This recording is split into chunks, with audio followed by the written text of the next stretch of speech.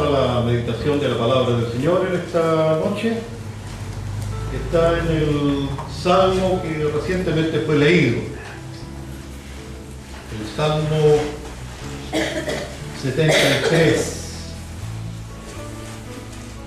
Quiero que pensemos o reflexionemos un poco en la experiencia nuestra en relación con las palabras de este salmo. Usted ya ha tenido la ocasión de leerlo, y no solamente en esta oportunidad, sino también en reuniones anteriores. Ya varias veces hemos tomado este pasaje. Y entonces pregunto, ¿alguna vez usted ha transitado por el camino de este salmista?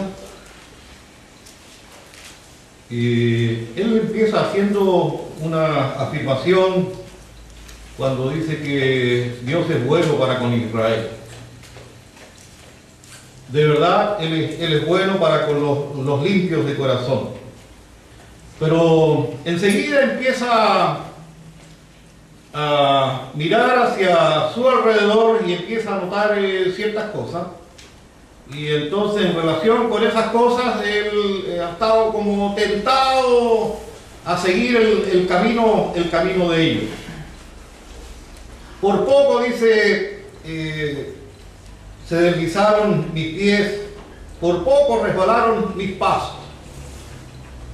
Entonces, aplicando a nosotros esta misma experiencia del salmista, ¿habremos transitado nosotros alguna vez por su camino?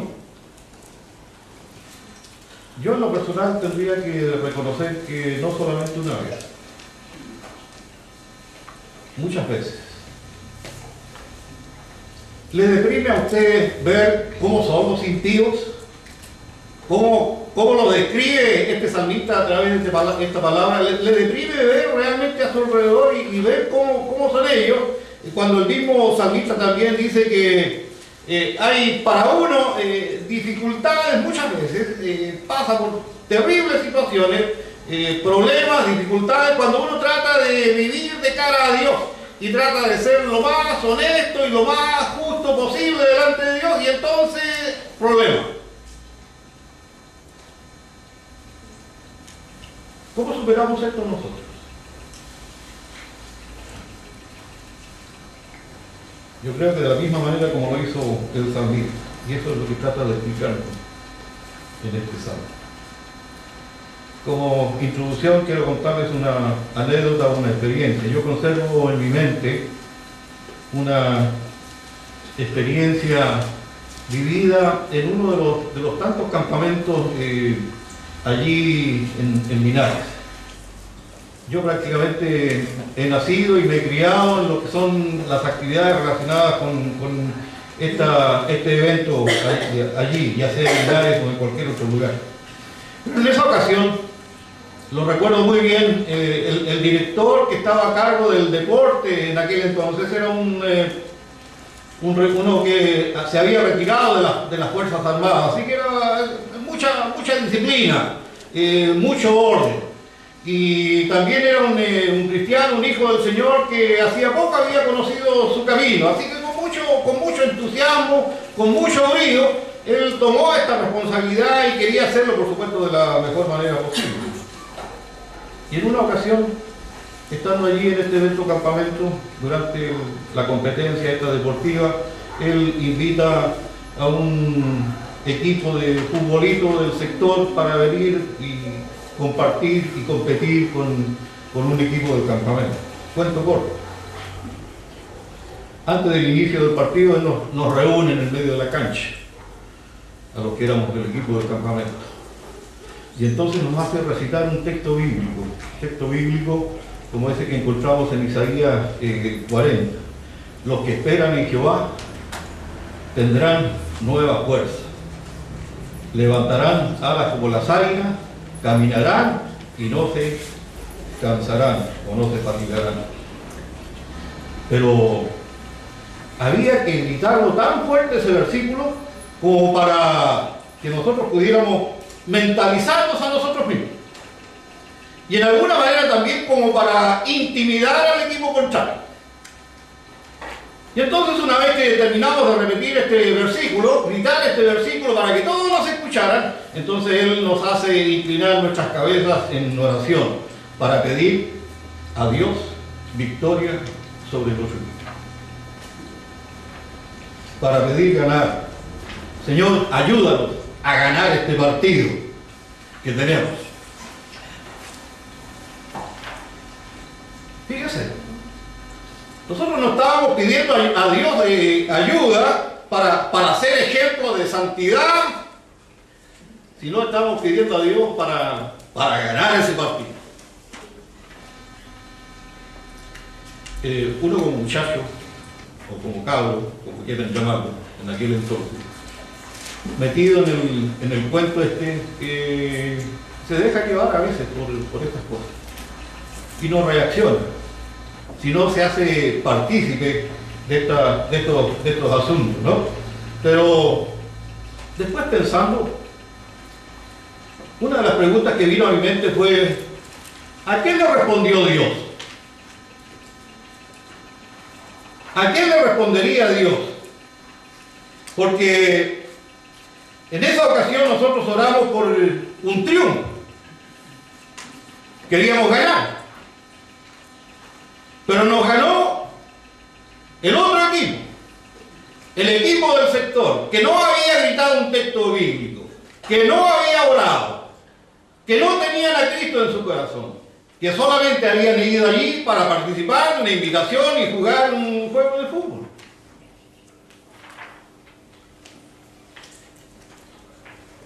Entonces llegué a pensar, ¿realmente le importaría a Dios una oración como la nuestra? Una oración quizás vana, engreída y tonta.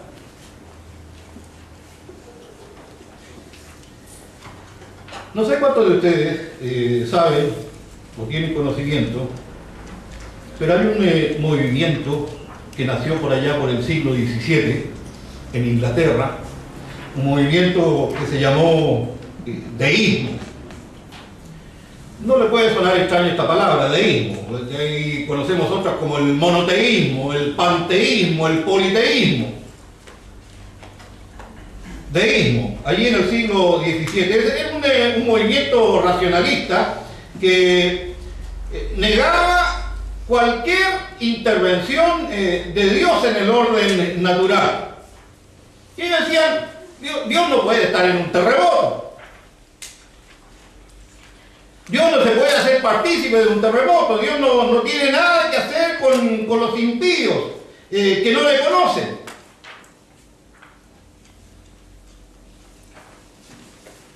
Nosotros creemos y pensamos así, que Dios no tiene nada que ver con un terremoto, nada que ver con los impíos que no le conocen. Nosotros no somos deístas. Los deístas racionalmente niegan la intervención de Dios en los asuntos de este mundo y de esta vida. Nosotros somos monoteístas. Creemos en un Dios único, vivo, verdadero y personal, y que tiene que ver con todos los aspectos de esta vida. Así que, siendo así, creemos que la mano de la providencia de Dios está activa siempre en todas las áreas del universo. Y eso incluye a los paganos y también incluye a los incrédulos.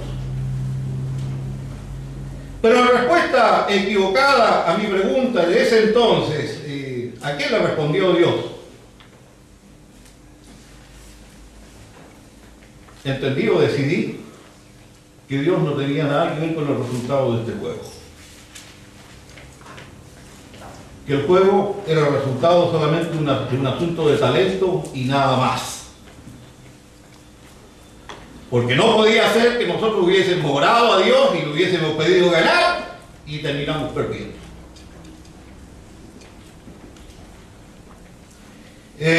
Por supuesto, también el Señor me ha enseñado una gran lección. Y la primera lección que aprendí, que una oración como esta es una oración necia, de la cual Dios no es digno de ella. Dios no es digno de ella. ¿Qué es lo que debíamos nosotros haber hecho? ¿Podríamos haber recitado un texto bíblico allí en el medio de la cancha? Claro, podríamos haber recitado un texto bíblico. ¿Qué nos impide recitar un texto bíblico? Pero deberíamos haber recitado un texto bíblico ¿para qué? Bueno, para evangelizar, para dar testimonio. ¿Debíamos nosotros haber orado y haber hecho una oración? Claro, ¿qué nos impide pararnos en el medio de una cancha o donde sea y hacer una oración? Pero ¿qué deberíamos haber pedido nosotros? Seguramente deberíamos haber pedido a Dios, deberíamos haberle pedido que Él consolara nuestra lengua y nuestro testimonio, porque estamos frente a unos muchachos que seguramente no conocían de Dios y no tenían a Cristo en su corazón. Y entonces nosotros deberíamos ser un testimonio para ellos.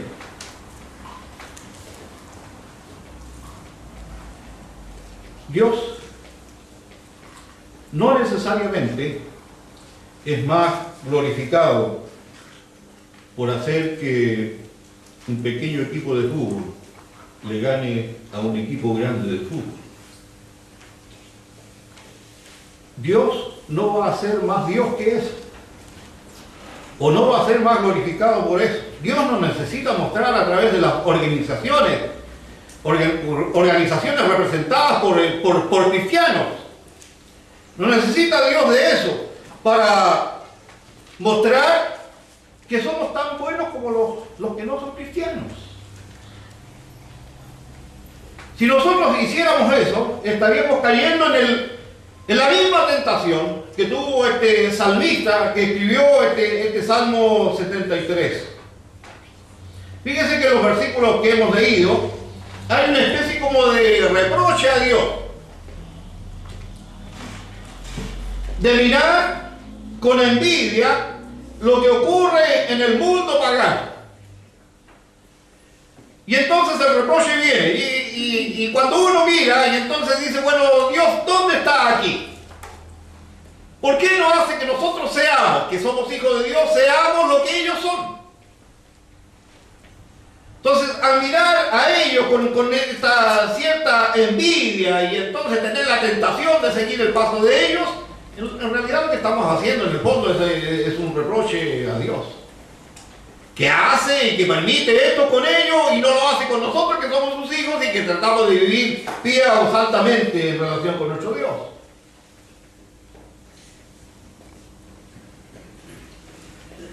Si vamos a nuestra historia del cristianismo,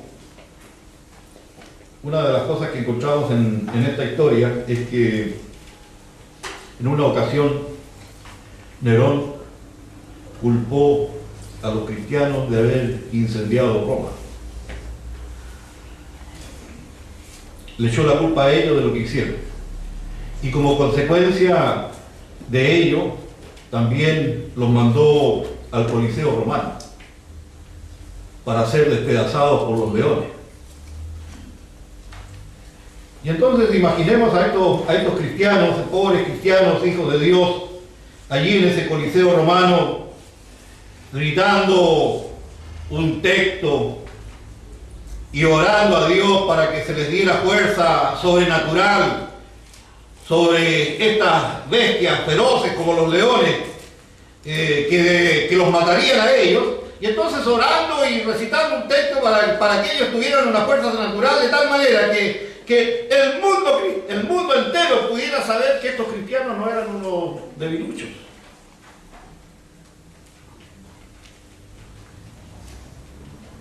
¿Eso fue lo que ocurrió? No, los cristianos terminaron devorados por los leones a causa de ello.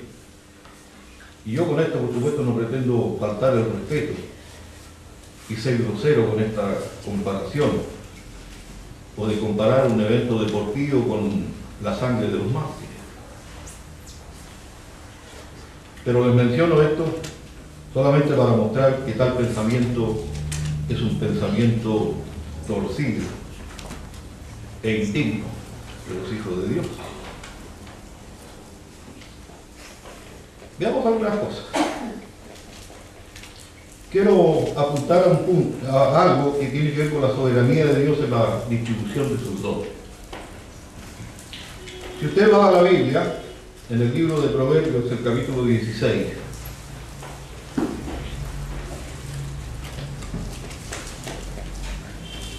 Proverbios capítulo 16 y el versículo 33. La suerte se echa en el regazo, mas de Jehová es la decisión de ella.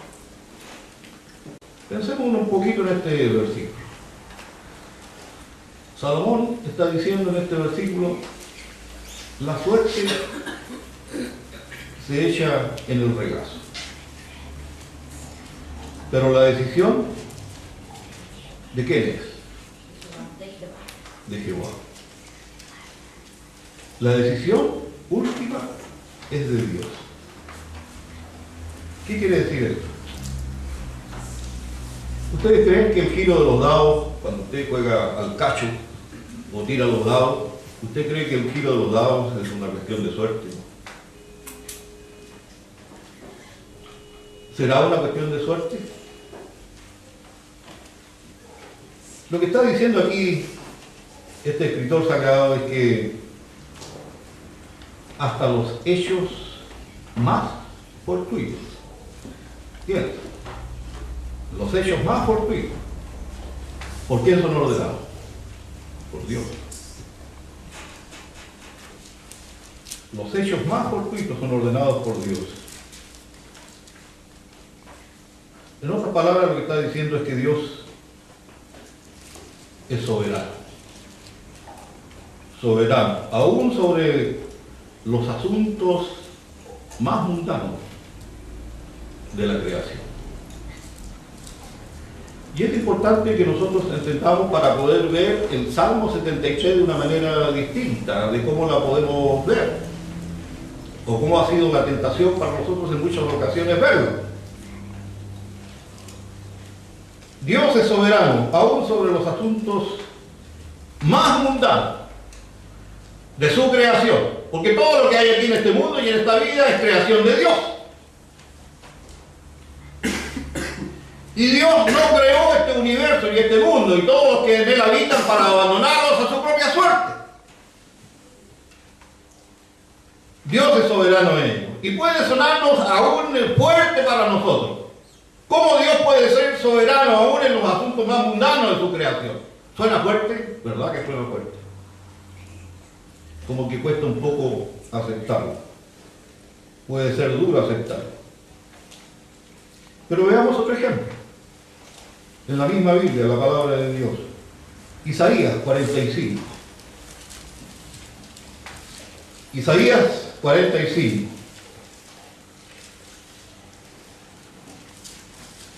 Si leemos los versículos 5 a 7, Isaías 45, 5 a 7.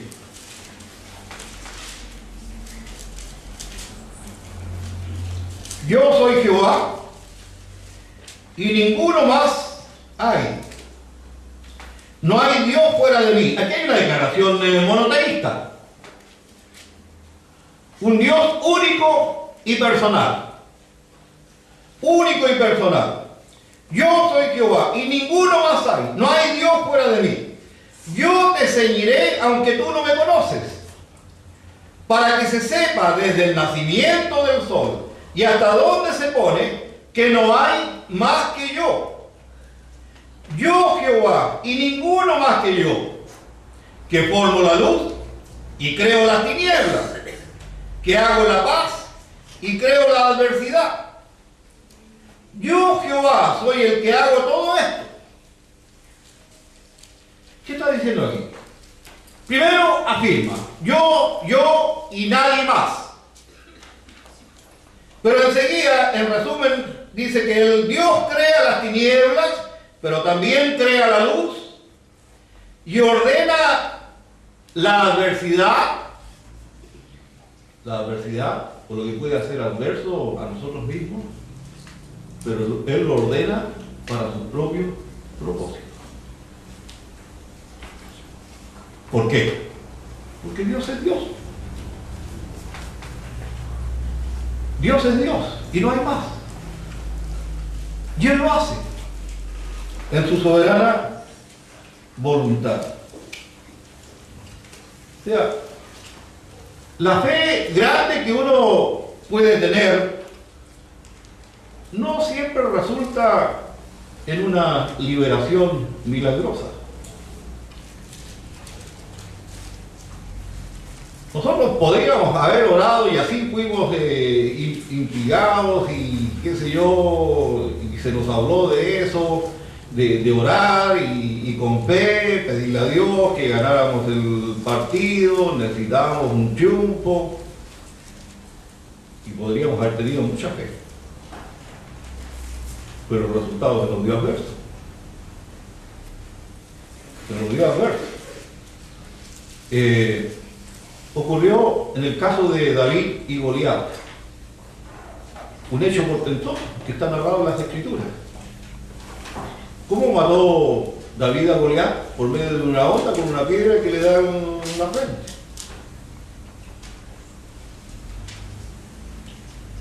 Quizás han habido muchos milagros como esos después de él. Pero han habido también muchas situaciones y muchos cristianos que han necesitado de una intervención de Dios frente a una situación como esa y no se le ha dado. Se le ha dado al contrario. Lo que indica que por cada historia de David y Goliat hay muchas historias de cristianos donde aparentemente son derrotados. ¿En manos de quién?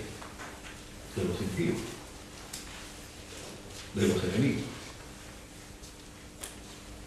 Y cuando uno mira este salmo y empieza a recorrer en los versículos que hemos leído, uno como cristiano parece ser como que se siente derrotado. Pensar que los impíos prosperan, no les cuesta trabajo, hacen alarde de lo que hacen y de lo que tienen. Y entonces uno allí como cristiano, derrotado.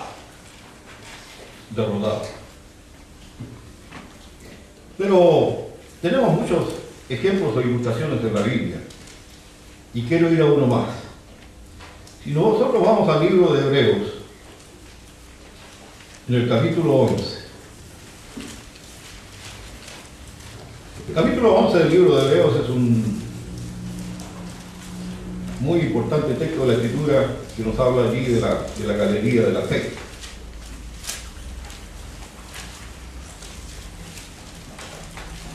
Hombres, ejemplos en este capítulo, ejemplos para nosotros, hombres de fe, siervos de Dios, que si nosotros entráramos a una comparación de nosotros con ellos, nos encontraríamos muy pequeños frente a la fe de ellos. ¿Y qué vemos en los versículos 32 a 39? 32 a 39 de Hebreos 11. ¿Y qué más digo? Porque el tiempo me faltaría contando de Gedeón, de Barak, de Sansón, de Jefté, de David, así como de Samuel y de los profetas, que por fe conquistaron reinos, hicieron justicia, alcanzaron promesas, taparon bocas de leones, apagaron fuegos impetuosos, evitaron filo de espada, sacaron fuerza de debilidad, se hicieron fuertes en batalla, pusieron en fuga ejércitos extranjeros. Las mujeres recibieron sus muertos mediante resurrección, mas otros fueron atormentados, no aceptando el rescate a fin de obtener mejor resurrección. Otros experimentaron vituperios, azotes y además de esto prisiones y cárceles. Fueron apedreados, aserrados, puestos a prueba, muertos a filo de espada, anduvieron de acá para allá cubiertos de pieles de oveja y de cabras, pobres, angustiados, maltratados, de los cuales el mundo no era digno, errando por los desiertos, por los montes, por las cuevas y por las cavernas de la tierra. Y todos estos, aunque alcanzaron buen testimonio mediante la fe, no recibieron lo prometido. Qué interesante ejemplo de la Escritura acerca de lo que estamos meditando. ¿Quién es Kenneth? En el Salón de la Fama de la Fe. Muchos alcanzaron triunfo, victoria. Dios les respondió, les escuchó y salieron adelante. Pero lo de los más de ellos, ¿en manos de quiénes terminaron? De los impíos, de sus enemigos. Por tanto, en la conclusión de esta primera parte de este mensaje, tengo algunas cosas que quiero marcar. La primera es que nosotros no debemos pensar que el pueblo de Dios, por ser pueblo de Dios, vamos a ser más saludable, próspero y estar más tranquilo que los impíos. En este mundo no. Y nosotros lo sabemos por la palabra de Dios. En segundo lugar, no debemos pensar que de alguna manera Dios va a ser más glorificado convirtiendo a sus hijos en victoriosos para mostrarle a los perdidos que los cristianos también podemos ganar, que también podemos hacer y deshacer. No podemos pensar de esa manera, como hijos de Dios y como cristianos. Ahora, ¿hay cristianos hijos de Dios que son prósperos? ¿Hay cristianos hijos de Dios que alcanzan riqueza? Sí. De la misma manera como Dios fue con muchos de estos hombres que encontramos en el libro de Hebreos, en el capítulo 11, Dios también de la misma manera lo es hoy día, con muchos cristianos. Hay cristianos que son prósperos, que tienen riqueza, pero nosotros no podemos creer que ellos, hombres y mujeres, tienen algún favor único de Dios y que nosotros podemos alcanzar ese favor también si reunimos ciertos requisitos. Eso no es así. Dios, para sus propios propósitos, derrama sus bendiciones, misericordiosamente sus bendiciones y sus dones, tal como Él lo considera mejor. Y cuando Él lo hace para los que son justos y lo hace también para los que no son justos. Y este salmista, en el Salmo 73, fue un testigo de ello. Un testigo de ello. Que Dios no solamente hace llover sobre buenos y malos, justos e injustos, sino que también da dones a los hombres. Y no siempre estos dones que Dios da de su misericordia son para los justos, sino también para los injustos. Creo que el rey David es otro testigo cuando habla de la generosidad de Dios hacia el impío. En el mismo libro de los Salmos, en el capítulo 17, los versículos 13 a 14. Salmo 17, versículos 13 y 14. Levántate, oh Jehová, sal a su encuentro, póstrales, libra mi alma de los malos con tu espada, de los hombres con tu mano, oh Jehová, de los hombres mundanos, cuya porción la tienen en esta vida y cuyo vientre está lleno de su tesoro. Sacian a sus hijos y aún sobran para sus pequeñuelos. Parece ser que esta experiencia no es solamente del salmista que escribe el Salmo 73. Parece ser que David también es un testigo de ello. Entonces, lejos de creer que los impíos son los arquitectos de su propia riqueza y comodidad. David en este pasaje deja asentado que Dios es quien derrama sobre ellos salud, riqueza, comodidad. Dios es el que lo hace. Él está afirmando eso. Con ello está diciendo que no hay hombres que se forman o se hacen a sí mismos. No existen las historias de éxito por autorrealización. Jehová es un Dios personal, actuando, controlando por su propia sabiduría todos los aspectos de la vida. Ese es el hecho. Y a nosotros nos puede gustar, nos puede agradar o no, pero Él es quien da a todos los hombres como Él desea.